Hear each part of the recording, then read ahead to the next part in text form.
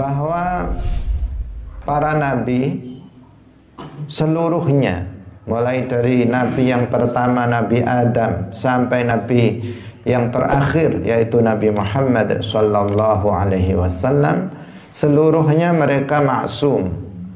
Seluruhnya mereka terjaga dari melakukan satu kekufuran, dua dosa besar, yang ketiga adalah dosa-dosa kecil yang mengandung unsur kehinaan jiwa pelakunya. Baik. Salamullah alal hadi Rasulillah. Assalamualaikum warahmatullahi wabarakatuh. Hadirin hadirat rahimakumullah, mari kita mengikhlaskan niat kita lillahi ta'ala. Pada pagi hari ini kita akan membahas penafsiran Al-Quran surat Yusuf ayat 24 dan beberapa ayat berikutnya, yaitu ayat-ayat yang menjelaskan tentang kisah Nabi Yusuf alaihissalam. Kisah Nabi Yusuf alaihissalam di dalam Al-Quran itu dijelaskan paling banyak dibandingkan dengan kisah-kisah para nabi yang lainnya.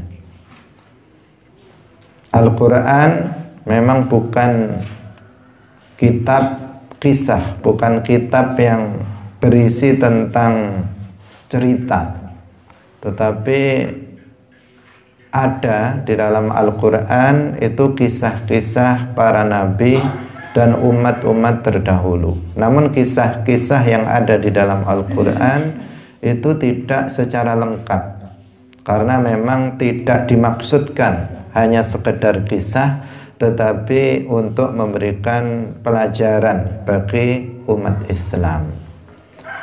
Nah, kisah yang paling panjang dan lumayan lengkap karena bercerita mulai dari kecil hingga dewasa hingga menjadi seorang nabi adalah kisah Nabi Yusuf alaihissalam, bahkan terangkum dalam satu surat yang disebut dengan surat Yusuf.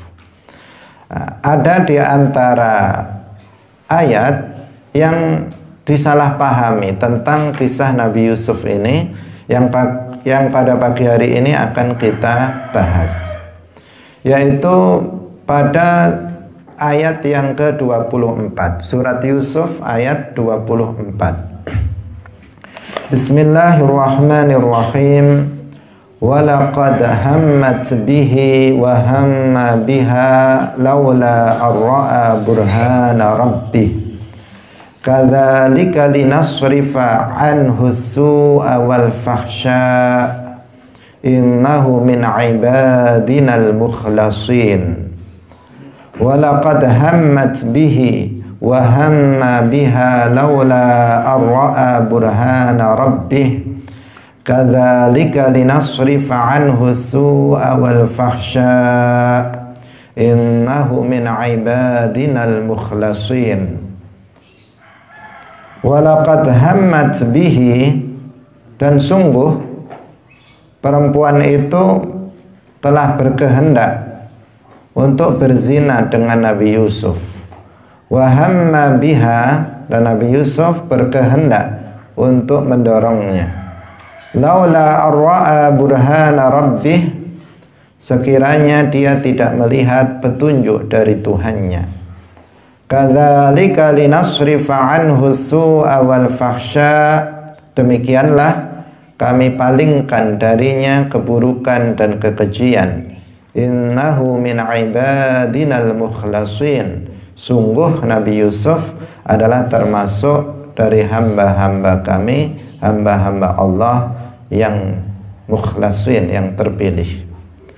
Hadirin hadirat yang dirahmati oleh Allah Subhanahu wa ta'ala, sebelum membahas permasalahan ini, terlebih dahulu kita ingin mengulas sedikit yang kemarin juga sudah kita sampaikan, bahwa para nabi seluruhnya, mulai dari nabi yang pertama Nabi Adam sampai nabi yang terakhir yaitu Nabi Muhammad sallallahu alaihi wasallam, seluruhnya mereka maksum.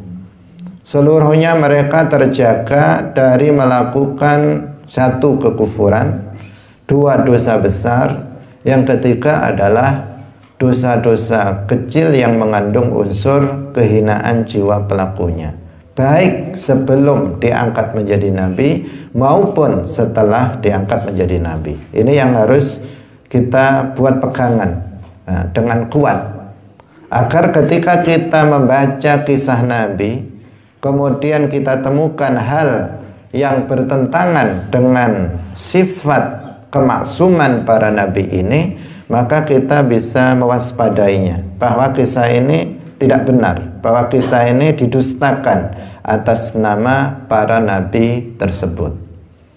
Ini yang harus diperhatikan, karena ini adalah sebuah prinsip dalam akidah, dalam usulul akidah, sebagai usulul akidah, dasar dari akidah yang harus dipegang, yang harus dijadikan sebagai kaidah dalam, khususnya dalam hal ini adalah ketika kita membaca atau mendengar kisah-kisah seputar para nabi. Nggak ada para nabi yang pernah melakukan dosa besar. Tidak ada seorang nabi yang pernah melakukan kekufuran. Tidak ada seorang nabi yang pernah melakukan dosa kecil yang mengandung unsur kerendahan jiwa pelakunya. Hadirin rahimakumullah. Nah, ayat yang tadi kita baca, ada sebagian orang yang memahaminya dengan pemahaman yang keliru. Mereka mengatakan walaqad hammat bihi, bahwasanya Imra'atul Aziz, istrinya Al-Aziz, sebagian mengatakan namanya Zalikha, ada yang mengharokatinya dengan Zulaikha. Nah, Imra'atul Aziz kalau dalam Al-Quran tidak disebut nama, namanya tidak disebutkan, hanya disebut Imra'atul Aziz, jadi istri dari Al-Aziz. Dikatakan walaqad hammat bihi, Imra'atul Aziz ini memiliki keinginan untuk berzina dengan Nabi Yusuf. Wa hamma biha, pada ayat ini wa hamma biha, sebagian orang ada yang menafsirkan bahwa Nabi Yusuf alaihissalam juga memiliki keinginan kuat untuk berzina dengan Zulaikha atau dengan Zalikha, Imra'atul Aziz. Ini adalah sesuatu yang sangat tidak layak bagi seorang nabi, karena seorang nabi tidak mungkin memiliki keinginan untuk melakukan perbuatan dosa besar, yaitu zina dalam hal ini. Hadirin hadirat yang dirahmati oleh Allah Subhanahu wa ta'ala. Bahkan dalam sebagian kitab, ini ada dalam sebagian kitab, itu disebutkan hal yang lebih keji daripada ini. Bukan hanya sekedar Nabi Yusuf alaihissalam dikatakan memiliki keinginan untuk melakukan zina dengan Imra'atul Aziz, bahkan diceritakan dalam buku tersebut bahwasanya Nabi Yusuf alaihissalam itu sudah membuka sarungnya, kemudian sudah berada di atas Zulaikha seperti halnya suami istri, sudah hampir saja melakukan sebuah perzinaan. Ini disebutkan dalam sebagian buku-buku kisah Nabi. Nah, kisah seperti ini kalau kita mendengar sebagai seorang Muslim, maka kita sulit untuk menerimanya. Ini adalah Nabi, ini adalah Nabi, ini adalah Rasul. Cerita tentang seorang Nabi, cerita seorang Rasul, afdalul makhluqat, Para nabi seluruhnya itu kan makhluk yang termulia. Wa kullan faddalna 'alal 'alamin. Dan seluruh para nabi itu kami muliakan atas alam semesta. Sehingga para nabi seluruhnya itu adalah makhluk yang termulia.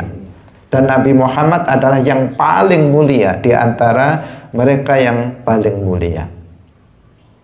Nabi Yusuf alaihissalam seorang nabi, seorang rasul, yang beliau itu adalah berarti termasuk makhluk yang termulia. Diceritakan katanya dalam kisah ini Nabi Yusuf alaihissalam punya keinginan zina, bahkan hampir saja melakukan zina. Tinggal sedikit dia sudah akan melakukan sebuah perzinaan dengan seorang perempuan istri dari Al-Aziz.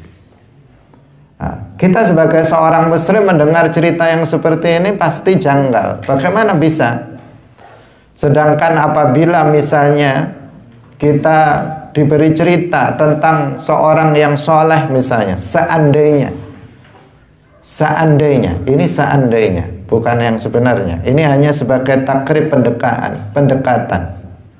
Seandainya diceritakan kepada kita, Syekh Abdul Qadir Al-Jilani mau berzina, kira-kira terima enggak? Kita tidak terima, padahal itu wali. Itu secara apa? Secara tabi'i saja, bukan secara syar'i. Karena secara syar'i seorang wali tidak maksum dari dosa. Bisa saja seorang wali itu melakukan dosa besar, bisa jadi.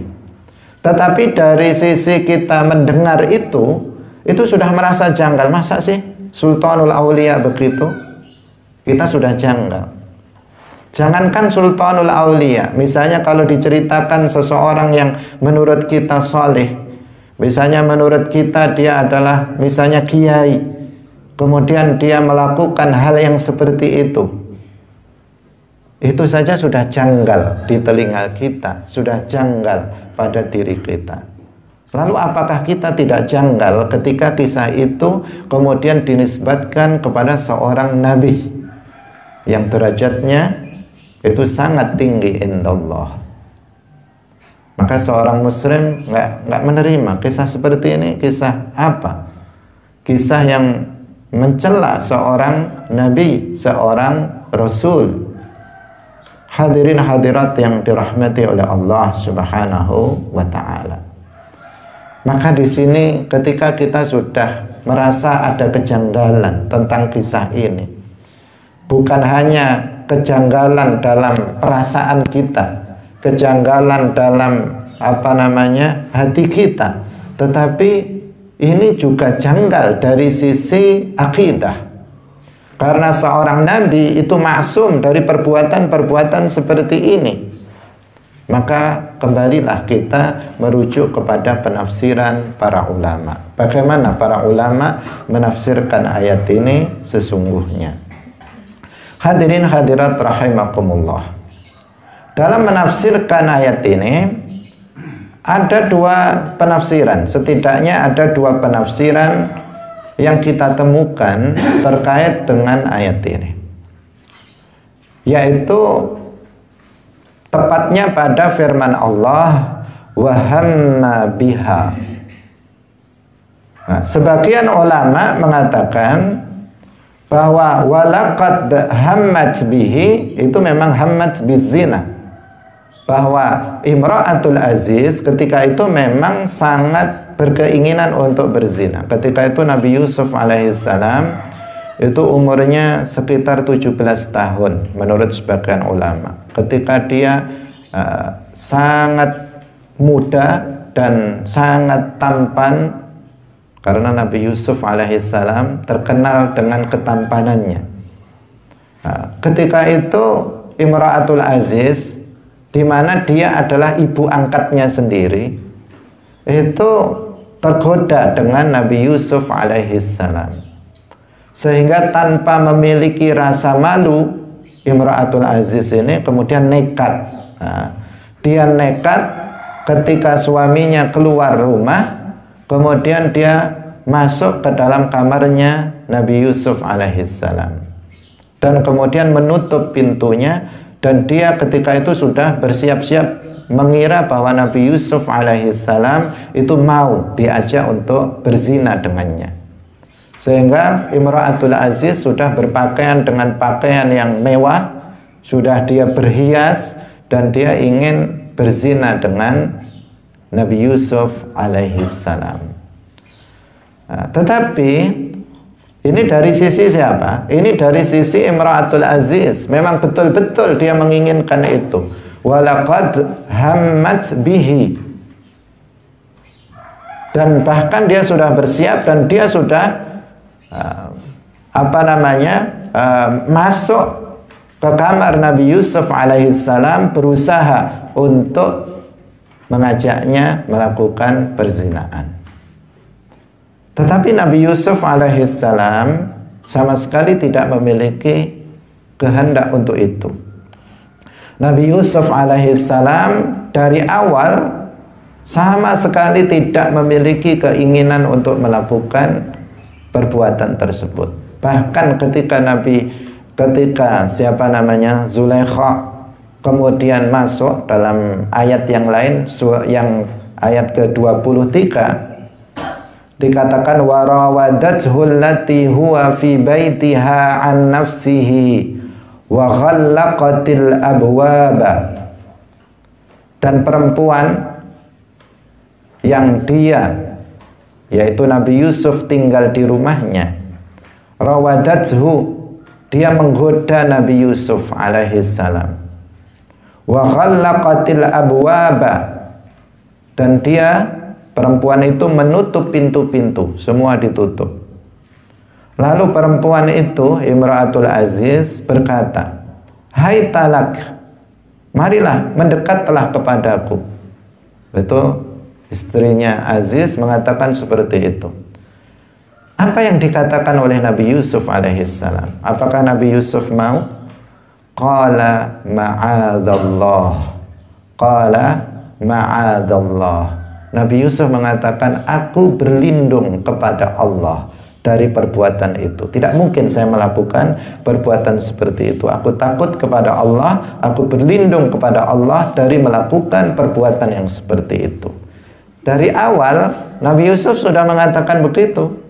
Nabi Yusuf sudah menolak dengan tegas dengan mengatakan ma'adallah. Artinya aku berlindung kepada Allah dari perbuatan buruk seperti itu. Dari awal. Artinya apa? Nabi Yusuf nggak memiliki keinginan untuk melakukan zina dengan Imra'atul Aziz sama sekali. Sehingga dari awal beliau sudah menegaskan ma'adallah. Nah, maka kalau kemudian ada yang mengartikan Nabi Yusuf ingin berzina, ini bertentangan dengan ayat ini. Di mana ayat ini menjelaskan bahwa Nabi Yusuf ketika dikatakan hai talak oleh Imra'atul Aziz, mengatakan kemarilah, mendekatlah wahai Yusuf. Beliau menolak dan mengatakan ma'adallah. Lalu bagaimana kemudian diceritakan dengan cerita yang sadis, mengatakan bahwa Nabi Yusuf juga pengen zina. Ini sesuatu yang tidak benar, yang tidak layak bagi seorang nabi. Hadirin hadirat yang dirahmati oleh Allah Subhanahu wa ta'ala. Lalu bagaimana makna wahamma biha? Sebagian ulama menjelaskan bahwa wahamma biha artinya adalah wahamma bidaf'iha. Wahamma biha artinya adalah wahamma bidaf'iha, yaitu Nabi Yusuf alaihissalam berkeinginan untuk mendorong istri penguasa Mesir ini, yaitu Imra'atul Aziz ini, berkeinginan untuk mendorong. Wahamma biha artinya Nabi Yusuf alaihissalam hamma bidaf'iha, berkeinginan untuk mendorong mendorong siapa? Imra'atul Aziz. Karena Nabi Yusuf disuruh mendekat tidak mau, mengatakan ma'adallah. Maka Imra'atul Aziz kemudian mendekat, dia yang mendekat kepada Nabi Yusuf. Ketika Imra'atul Aziz mendekat kepada Nabi Yusuf alaihissalam, Nabi Yusuf ingin mendorongnya agar menjauh dari Nabi Yusuf alaihissalam. Jadi mendorong agar menjauh dari diri Nabi Yusuf alaihissalam, karena Nabi Yusuf tidak mau melakukan perbuatan yang keji. Tetapi apa? Laula ar-ra'a burhana rabbih. Kalaulah Nabi Yusuf tidak melihat petunjuk Tuhannya.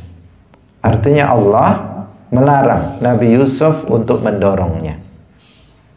Sehingga Nabi Yusuf alaihissalam tidak jadi untuk mendorongnya.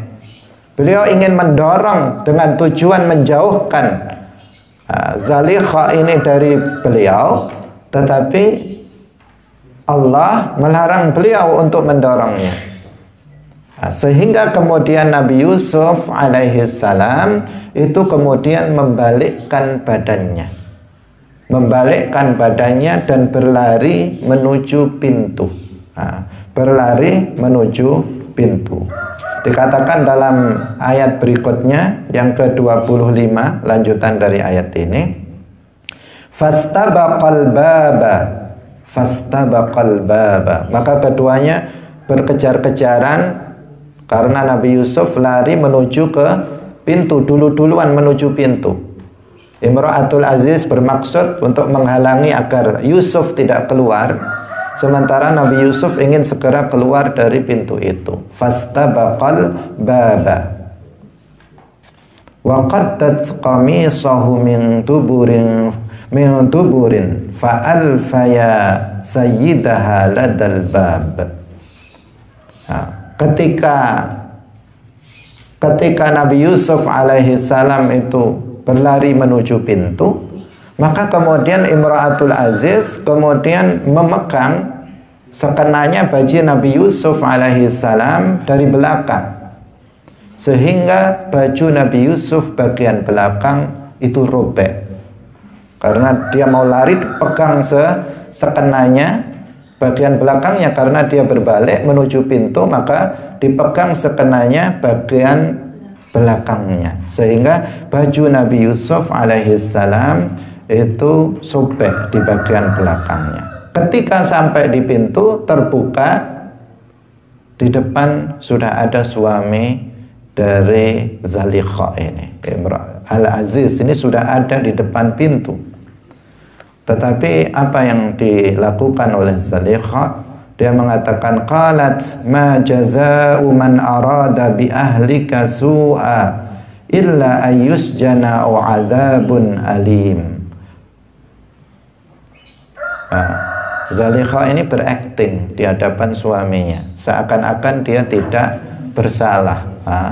Seakan-akan dia tidak bersalah. Dia mengatakan, Zalikha ini mengatakan, apa balasan orang yang ingin bermaksud jahat terhadap istri kamu?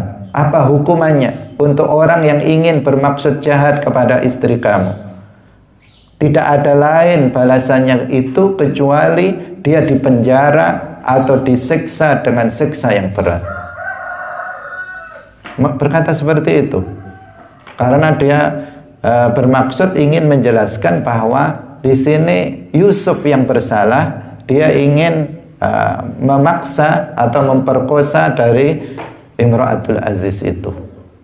Dibalik, faktanya itu dibalik oleh Imra'atul Aziz.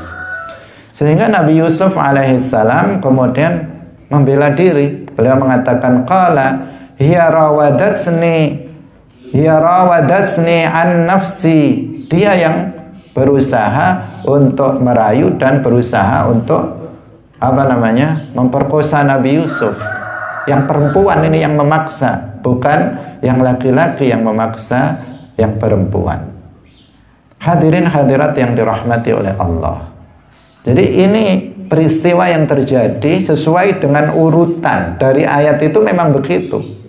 Bahwa Nabi Yusuf itu memang berbalik, kemudian lari menuju pintu, dipegang bajunya bagian belakang sehingga sobek. Kemudian di depan pintu sudah ada suami daripada Imra'atul Aziz ini. Kemudian siapa? Imra'atul Aziz, Zalikha ini kemudian berpura-pura.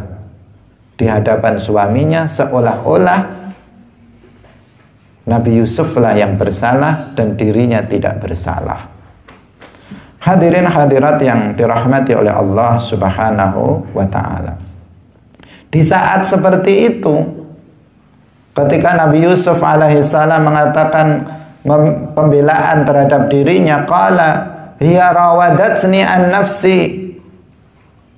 Ketika seperti itu, tentu suaminya agak sulit untuk menerima kebenaran itu. Maka apa? Wa syahida syahidum min ahliha. Wa syahida syahidum min ahliha.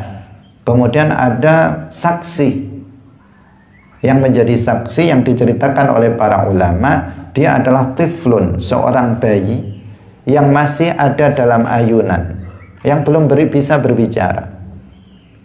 Seorang bayi. Kalau orang dewasa bisa jadi bohong, kalau bayi ini nggak bohong. Jadi dia ada seorang bayi yang sedang masih dalam ayunan. Dengan kehendak Allah Subhanahu wa ta'ala, bayi itu kemudian bisa berbicara. Bayi itu bisa berbicara. Apa yang dikatakan oleh bayi itu? In kana qamisuhu qudda min qubulin fasadaqat wa huwa minal kadzibin. Bayi itu bisa bicara mengatakan, apabila bajunya Nabi Yusuf itu sobek dari bagian depan, jika depan yang sobek, fasadaqat, maka perempuan itu yang benar dan Yusuf termasuk orang yang bohong. Wa in kana qamisuhu qudda min duburin, apabila bajunya Nabi Yusuf sobek di bagian belakang, fakadzabat, maka perempuan itu berbohong. Wa huwa minas shadiqin, dan Nabi Yusuf itu yang benar. Kemudian apa? Falamma ra'a qamisahu qudda min duburin, ketika suaminya itu melihat ternyata bajunya Nabi Yusuf sobek di belakang, bukan di depan. Qala innahu min kaidikunna. Nah, sudah jelas di sini. Ini adalah termasuk tipu daya yang kamu lakukan. Suaminya tahu yang bersalah istrinya. Dia mengatakan innahu min kaidikunna. Perbuatan ini adalah rekayasa kamu. Ini adalah perbuatan yang kamu lakukan. Inna kaidakunna azim. Sebenarnya tipu daya kamu itu betul-betul besar. Nah, hadirin hadirat rahimakumullah. Dari sini sudah jelas bahwa Nabi Yusuf sama sekali tidak bersalah dalam masalah ini. Maka bagaimana tetap dikatakan oleh sebagian orang bahwa Nabi Yusuf itu memiliki keinginan berzina? Sementara di sini Nabi Yusuf alaihissalam itu tidak sama sekali memiliki keinginan untuk melakukan ini. Dan ayat-ayat ini sudah sangat jelas menunjukkan bahwa Imra'atul Aziz itu yang salah. Bahkan suaminya pun sudah tahu. Bayi yang dalam ayunan sudah menjadi saksi bahwasanya Nabi Yusuf alaihissalam itu tidak bersalah. Yusufu a'rid an hadha wastaghfiri li dzambik innaki kunti minal khati'in. Langsung dijelaskan. Nabi Yusuf alaihissalam tidak bersalah dan suaminya meminta kepada istrinya untuk bertaubat dari dosa yang dia lakukan, karena kamu betul-betul minal khatiin, kamu yang sudah berdosa, kamu yang sudah bersalah, maka kamu harus bertaubat. Hadirin hadirat rahimakumullah. Tetapi pada akhirnya ternyata Nabi Yusuf alaihissalam ini tetap di penjara. Nabi Yusuf alaihissalam tetap di penjara dengan tanpa memiliki kesalahan sedikit pun. Al-Aziz tahu bahwa dia tidak bersalah. Imra'atul Aziz tahu bahwa dia tidak bersalah. Tetapi Nabi Yusuf tetap di penjara. Kenapa? Untuk menutupi aib keluarga, agar tidak terlihat bahwa Zalikha ini sebagai perempuan yang rusak, yang yang buruk akhlaknya, sehingga kemudian disebarkan keluar bahwa Nabi Yusuf alaihissalam ini yang bersalah. Padahal suaminya itu sudah tahu persis bahwa yang bersalah dalam masalah ini adalah istrinya sendiri. Hadirin hadirat yang dirahmati oleh Allah Subhanahu wa ta'ala. Jadi dengan demikian jelaslah bagi kita bahwasanya Nabi Yusuf alaihissalam itu tidak memiliki keinginan untuk berzina sama sekali. Dan makna wahamma biha artinya adalah hamma bidaf'iha, yaitu berkeinginan untuk mendorongnya, tetapi nggak boleh. Kenapa nggak boleh? Seandainya Nabi Yusuf alaihissalam itu mendorong Zalikha dari depan, maka apa yang akan terjadi? Yang akan terjadi, Zalikha pasti akan memegang baju Nabi Yusuf bagian depan, sehingga baju yang sobek itu akan berada di bagian depan. Dan apabila yang sobek baju Nabi Yusuf bagian depan, maka nanti itu akan menjadi bukti bahwa Nabi Yusuf bersalah. Karena itulah nggak boleh. Karena itulah beliau diberikan petunjuk oleh Allah, tidak boleh mendorongnya dari depan, sehingga kemudian beliau berbalik. Dan ketika beliau berbalik dan berlari menuju pintu, di saat itulah Zulaikha memegang bajunya bagian belakang, sehingga yang sobek adalah bagian belakang, bukan bagian depan. Dan ini yang kemudian membuktikan bahwasanya Nabi Yusuf alaihissalam itu tidak bersalah sama sekali. Hadirin hadirat yang dirahmati oleh Allah Subhanahu wa ta'ala. Ini adalah satu penafsiran dari sebagian ulama yang menafsirkan ayat ini. Penafsiran yang kedua, sebagian ulama menafsirkan bahwa dalam ayat ini itu terdapat takdim wa ta'khir. Ada yang didahulukan, harusnya di akhir didahulukan. Ada yang harusnya didahulu kemudian diakhirkan. Itu namanya takdim wa ta'khir. Ada dalam ilmu balaghah permasalahan seperti ini, yaitu takdim wa ta'khir. Yang harusnya di akhir didahulukan, yang harusnya dahulu diakhirkan dalam hal struktur kalimatnya. Dalam struktur kalimatnya ada takdim, ada takhir dalam ayat ini. Nah, asalnya bagaimana? Asalnya itu yang dulu adalah firman Allah laula. Jadi laula ar-ra'a burhana rabbih lahamma biha. Jadi laula ar-ra'a burhana rabbih lahamma biha. Seandainya Yusuf tidak melihat petunjuk Tuhannya, pastilah dia memiliki keinginan untuk berzina dengan Zulaikha. Seandainya Yusuf tidak melihat petunjuk Tuhannya, pastilah dia memiliki keinginan untuk berzina. Tetapi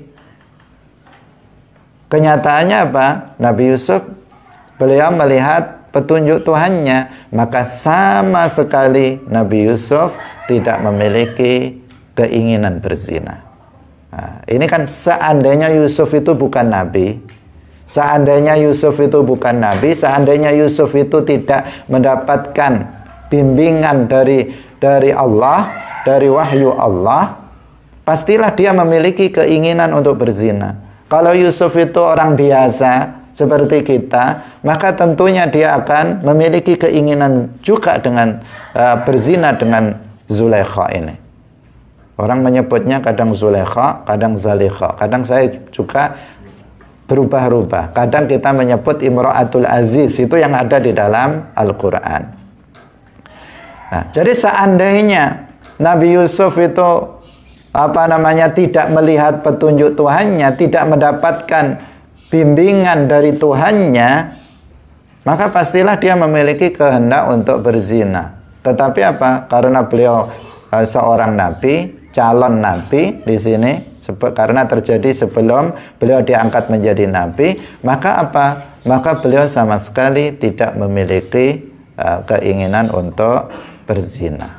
Nah, ini seperti ini penafsirannya. Berarti yang penafsiran kedua ini menafikan sama sekali adanya keinginan dari Nabi Yusuf alaihissalam untuk melakukan perbuatan zina. Ini namanya dalam ilmu balaghah namanya taqdim wa ta'khir. Taqdim wa ta'khir. Nah, ayatnya itu mendahulukan wahamma biha laula arra'a burhana rabbih. Lah, di situ ada yang diakhirkan, ada yang didahulukan. Yang harusnya didahulukan adalah, bukan harusnya, ini memang begitu dalam Al-Qur'an itu memang seperti itu, dan dalam bahasa Arab juga ada seperti itu. Namanya taqdim dan ta'khir. Artinya dalam kalimat biasa itu yang didahulukan adalah laula arra'a burhana rabbih lahamma biha. Seandainya Nabi Yusuf alaihissalam itu tidak mendapatkan petunjuk dari Tuhannya, pastilah dia juga memiliki keinginan berzina. Tetapi karena Nabi Yusuf alaihissalam, beliau adalah seorang nabi dan dibimbing oleh Allah, dijaga oleh Allah sejak beliau kecil.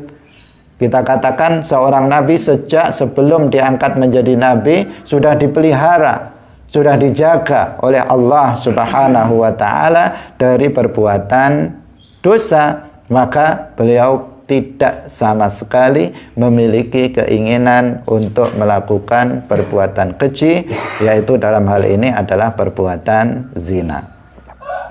Hadirin hadirat yang dirahmati oleh Allah Subhanahu wa ta'ala. Nah, jelaslah dengan dua penafsiran ini, dua-duanya tidak ada yang menisbatkan perbuatan zina atau keinginan untuk berzina kepada Nabi Yusuf alaihis salam. Hadirin hadirat rahimakumullah. Kemudian kalau kita selaraskan dengan ayat atau bunyi ayat berikutnya, bahkan bukan ayat berikutnya tetapi dalam ayat yang sama, itu kan dikatakan walaqad hammat bihi wa hamma biha laula arra'a burhana rabbih. Setelah itu apa? Kadzalika linasrifa anhu su'a wal fahsya innahu min ibadinal mukhlasin. Nah, dikatakan dalam ayat itu bahwasanya Nabi Yusuf alaihissalam dikatakan dalam ayat ini, demikianlah kami palingkan dari Nabi Yusuf, kekejian, as-su'a wal fahsya, keburukan dan kekejian. Jadi di sini disebutkan apa? Allah memalingkan dari Nabi Yusuf perbuatan yang buruk dan keji. Kalau sudah dipalingkan artinya punya nggak keinginan untuk berzina? Tidak. Ayat ini sudah sangat jelas. Ini dalam satu ayat. Kemudian dikatakan innahu min ibadinal mukhlasin. Nah, dikatakan innahu min ibadinal mukhlasin, bahwasanya Nabi Yusuf alaihissalam itu termasuk hamba Allah yang terpilih. Nah, sedangkan dalam ayat yang lain, dalam surat Shad, tentang yang menceritakan tentang iblis, laknatullah alaih, mengatakan bahwa iblis itu tidak bisa dipengaruhi, bahwa iblis itu tidak bisa mempengaruhi hamba Allah yang mukhlasin. Dalam ayat surat Shad ayat 82 sampai 83, Allah berfirman, qala, iblis berkata, fa bi'izzatika la ughwiyannahum ajma'in illa ibadaka minhumul mukhlasin. Iblis menjawab. Iblis berkata, demi kemuliaanmu ya Allah, pasti aku akan menyesatkan mereka semua manusia. Pasti aku akan menyesatkan mereka semua anak keturunan Nabi Adam alaihissalam, kecuali ada kata-kata apa? Kecuali hamba-hambamu yang mukhlasin di antara mereka. Dan Nabi Yusuf disebutkan dalam ayat bahwa beliau adalah min ibadinal mukhlasin. Apa kesesuaiannya bagaimana? Pertama dikatakan iblis, setan itu tidak akan bisa mengganggu hamba-hamba Allah yang al-mukhlasin. Dikatakan seperti itu. Kemudian Allah menjelaskan bahwa Nabi Yusuf adalah min ibadinal mukhlasin. Artinya apa? Nabi Yusuf gak bisa diganggu oleh setan. Nabi Yusuf tidak akan bisa disesatkan oleh iblis. Tidak akan bisa, karena Nabi Yusuf adalah min ibadillah al-mukhlasin. Dan iblis sudah mengakui bahwa hamba Allah al-mukhlasin tidak bisa dia untuk mengganggunya, tidak bisa dia untuk menyesatkannya. Maka berarti di sini sudah jelas bahwa Nabi Yusuf alaihissalam tidak mungkin melakukan perbuatan yang seperti itu. Hadirin hadirat yang dirahmati oleh Allah Subhanahu wa ta'ala. Kemudian kita ingin menyebutkan bukti lain. Buktinya sudah sangat banyak ya dalam ayat tadi. Kemudian yang tadi perkataan Nabi Yusuf ketika diajak mengatakan ma'adzallah. Kemudian juga tadi tentang kisah bagaimana ketika bertemu dengan suaminya dan suaminya sudah menjelaskan bahwa yang salah adalah istrinya. Sudah banyak sekali bukti di sini bahwa Nabi Yusuf alaihissalam tidak sama sekali memiliki keinginan berzina. Kemudian ada lagi, yaitu yang terakhir ketika peristiwa ini tadi kita katakan berujung bahwa Nabi Yusuf alaihissalam di penjara. Ketika di penjara, ketika itu Nabi Yusuf alaihissalam ada dua orang yang kemudian ditafsirkan mimpinya oleh Nabi Yusuf, yang salah satunya kemudian dilepaskan. Ketika dilepaskan, Nabi Yusuf pesan kepada orang itu agar kemudian menceritakan tentang dirinya yang dipenjara tanpa memiliki kesalahan kepada raja. Karena Al-Aziz ini bukan rajanya, dia adalah salah satu menteri di kerajaan itu. Tetapi orang ini lupa, tidak disampaikan. Sampai pada akhirnya ada raja bermimpi dalam mimpi yang panjang itu, yang akhirnya nggak ada yang bisa menafsirkan mimpi dari sang raja itu. Maka orang ini, pelayan ini baru ingat tentang Nabi Yusuf yang telah tepat dalam menafsirkan mimpinya. Maka kemudian pelayan ini menceritakan kepada raja tentang Nabi Yusuf alaihissalam. Sehingga kemudian Nabi Yusuf dikeluarkan untuk menafsirkan mimpi dari sang raja.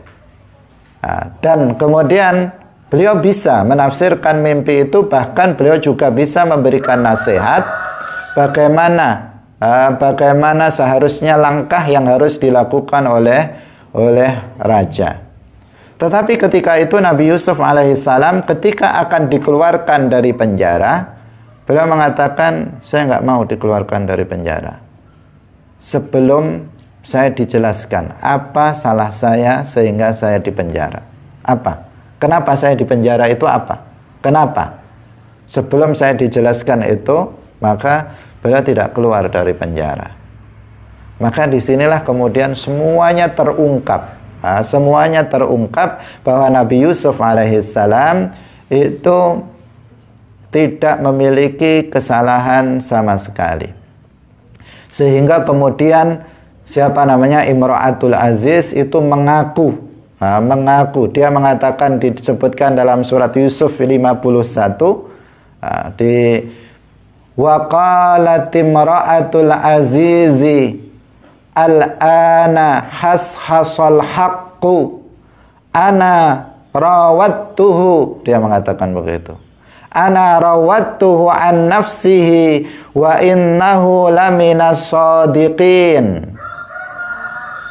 Istri penguasa Mesir itu, Imra'atul Aziz, mengatakan, sekarang jelaslah kebenaran itu. Kebenaran sudah terbuka sekarang.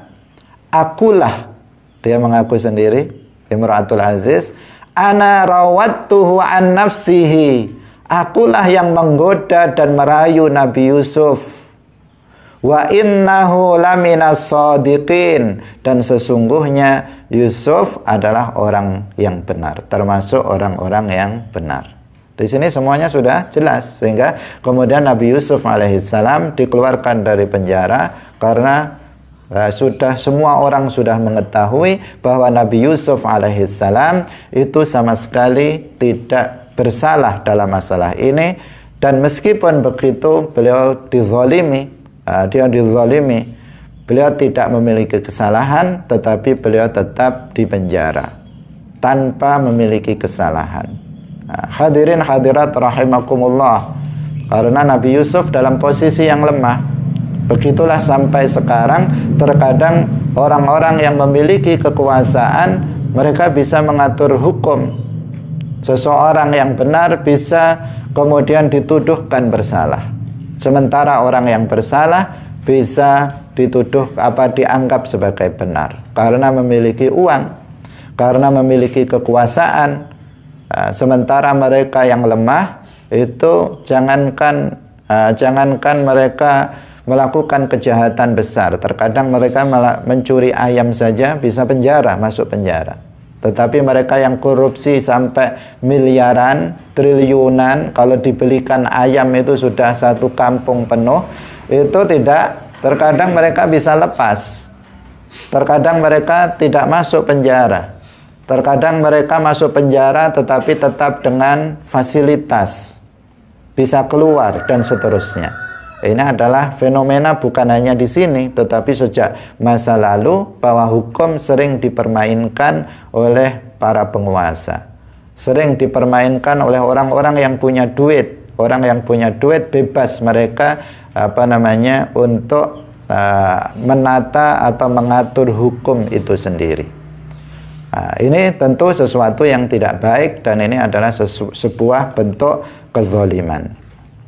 Hadirin hadirat yang dirahmati oleh Allah Subhanahu wa taala, ini kisah Nabi Yusuf alaihissalam yang mana yang benar sudah kita sampaikan, dan mana yang menyimpang dari akidah ahli sunnah wal jamaah sudah kita sampaikan. Karena itu, jika kemudian kita membaca atau mendengar kisah Nabi Yusuf yang itu buruk, tidak layak bagi seorang nabi, tidak layak bagi seorang rasul, maka jauhilah, jangan ikuti kisah yang seperti itu, karena itu bertentangan dengan sifat-sifat wajib bagi para nabi.